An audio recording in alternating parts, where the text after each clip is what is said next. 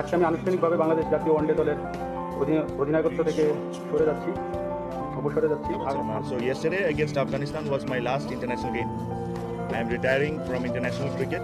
Test ও টি20 থেকে অবসরের ঘোষণা দিয়েছেন সাকিব আল হাসান। আন্তর্জাতিক টি20 ক্রিকেট থেকে অবসরের ঘোষণা দিয়েছেন উইকেটরক্ষক ব্যাটার মুশফিকুর রহিম। নয় কোনো আভাস নয়, স্রেফ একটা ফেসবুক বার্তায় 18 বছরের আন্তর্জাতিক ক্রিকেটকে বিদায় জানালেন মাহমুদুল্লাহ রিয়াদ। যাদের দেখে ক্রিকেটের প্রথম মায়া পড়েছিলাম, ভালোবেসেছিলাম, তারা সময়ের অতল গভীরে একে একে সবাই হারিয়ে গেল। এই পঞ্চপাণ্ডবদের নিয়ে আমাদের কিছু স্মৃতি আপনাদের কাছে শেয়ার না করলেই নয়। ছোটবেলায় আমাদের এলাকায় ভালো বিদ্যুৎ ছিল না, যার কারণে রাতে খেলা দেখা যেত না। তখন যদি বাংলাদেশের খেলা থাকতো, কত মাইলের পর মাইল পাড়ি দিয়ে যে এই পঞ্চপাণ্ডবদের খেলা দেখতে গেছি তার ঠিক নাই। ছোটবেলায় আমাদের কাছে 5 টাকার অনেক মূল্য ছিল।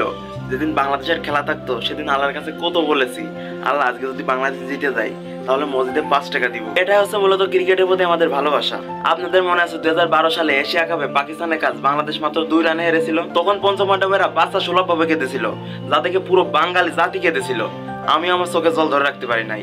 এটাই মূলত ক্রিকেটের প্রতি আমাদের ভালোবাসা, যা এই পঞ্চপাণ্ডবদের দেখে হয়েছিল। একে একে সাকিব, তামিম, মুশফিক, মাহমুদুল্লাহ, মাশরাফি সকলেই বাংলাদেশ ক্রিকেট থেকে বিদায় নিয়ে নিল।